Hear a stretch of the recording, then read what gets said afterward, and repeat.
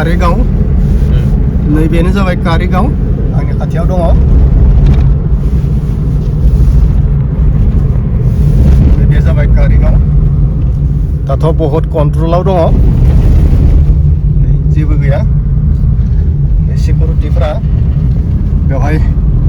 दङ नै army police गासिबो कारिगाव बेनो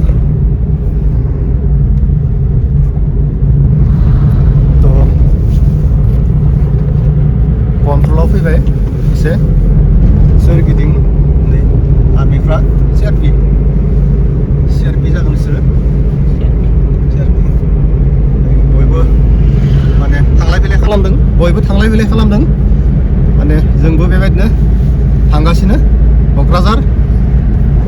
नै लामायावहा गारि मटर सोलिगासिनो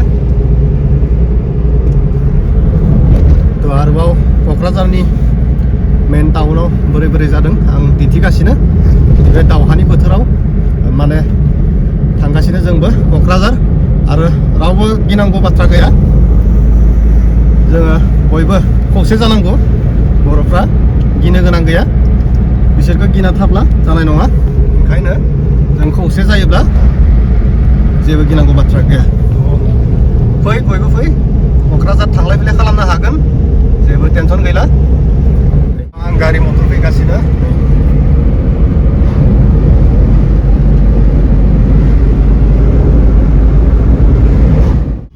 दखान बाजार एसे खम थेवबो मानसि दुमसि दङ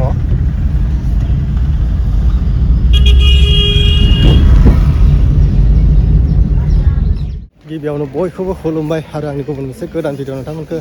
बरायनानै लानाय जाबाय दिनैहाय दंफायो क'क्राझार टाउनाव आरो नैबे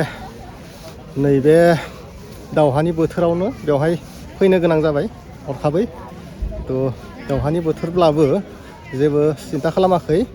जों बयबो खौसे थायोब्ला देरहानो हागोन जों बयबो खौसे जानांगौ ओमफ्राय दायो जियानो जा आं बेयाव फैनायनि थांखिया जाबाय जोंनि बिटिआर गभार्नमेन्टआहाय इडुकेसन डिपार्टमेन्टआव माने गोदानै फोरोंगिरि थिसननाय हाबाफारि सोलिगासिनो खामानि दामानि सोलिगासिनो माने बेवहाय बिटिआर टेटनि माबा भेरिफिकेसन सोलिगासिनो भेरिफिकेसन थ' डकुमेन्ट भेरिफिकेसन दङ दिनै आंबो फैनो गोनां जाबाय नै बेवहाय सोलिगासिनो डकुमेन्ट भेरिफिकेसन फैदो बिदिब्ला आंजों एसे भितरसिम थांनानै नायहैदिनि गासिबो नुथायफोरखौ आं नोंथांमोन दिन्थिलांगोन बोरै बोरै भेरिफिकेसन जादों आरो बेसेबां मानसि जादों सोरगिदिं नायना लायोबा गारि मटरखौ नुखाजोबगोन बहुद मानसि दुमसि फैखादों थ' फुरा भिर जागोन थ' नायहैदिनोसै चल' नैबे बड'लेण्ड स्टाफ कलेजावहा सोलिगासिनो आरोना भेरिफिकेसन एलपि टेटनि थाखाय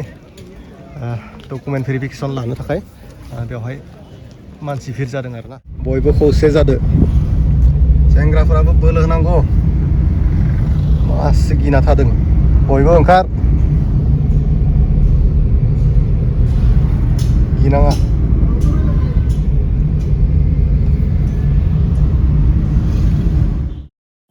थ' नैबे दुंहावहाव बोथोरावनो दावहानि नैबे दुंहावहाव बोथोरावनो थाङै थाङै जोङो क'क्राझार सिटि सहैबाय दा नैबे समाव आङो दङ बड'फा उपेन्द्रनाथ ब्रह्म कालचारेल कमप्लेक्स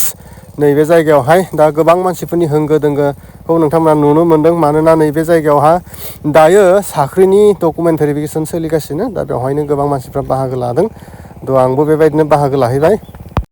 थ' नैबे समाव आङो बर'नि गिदिर गोलाव दैदेनगिरि नोंथांमोनखौ बुंनो सानो नोंथांमोना राजखान्थिखौ सामलायनांगौ आरो राजखान्थिजों लोगोसे बर' हारिखौबो गोजौ थाखो फारसे दावगालांहोनांगौ थ' राजखान्थिखौ लानानै बर' हारिखौ गुलाय गुजाय दा खालाम आरो बर' हारिखौ गुलाय गुजाय खालामोब्ला जोङो बयबो अलखदाव गोलैगोन ओंखायनो राजखान्थिया हारिनिख्रुइ देरसिन जानो हाया ओंखायनो जोङो बयबो खौसे जा आरो खौसे जानानै जोङो दावगालांनायानो साबसिन जागोन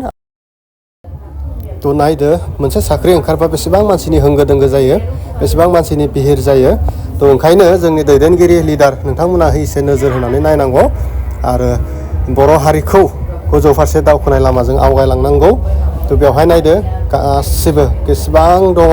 बेनि गेजेराव गोबाङानो गुबुन हारि बा गुबुन हारिनि मानसिफ्राबो बाहागो लाफैदों गुबुन हारिनि मानसिफोरखौबो गोबां नुनो मोन्दों ओंखायनो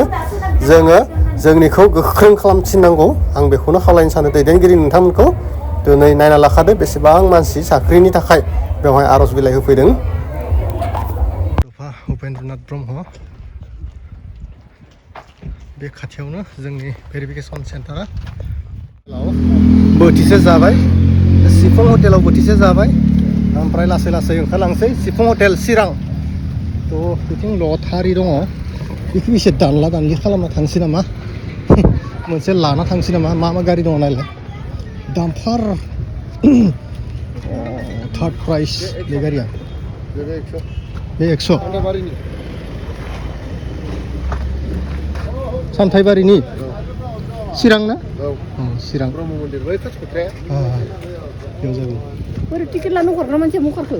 रबिथि थांनो नामा बाहेराव मा मा गारि दङ सिङाव हाबजागोन नामा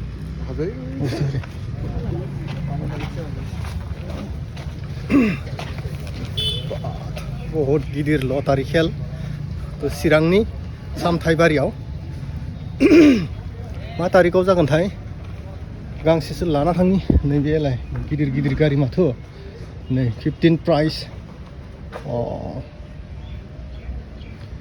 मा गारि बियो थार नामा नै बे गंसे दाम बरिया ओइ जेसिबि माथो जेसिबि फार्स्ट प्राइस जेसिबि गारिया 8 प्राइस बे गंसे फक्स बरिया दाननांगौ बयबो बोसोर गोदाननि खेबसे खाफालखौ नायनांगौ मोखां सुदो आं गोलोमाखै बोसोर गोदाननि खेबसे खाफालखौ नायनोसै नै मा गारि दङ नायना लाखादो रायजोफोर नै मा गारि दङ नायना लाखादो लटारि खेल चिरां सामथाइबारियाव माला जागोन तारिखआ नै ड्र कुपना ड्र डेटआ 15 मार्च 2026 लिस्ट जोबनाय दंखायो नुबाय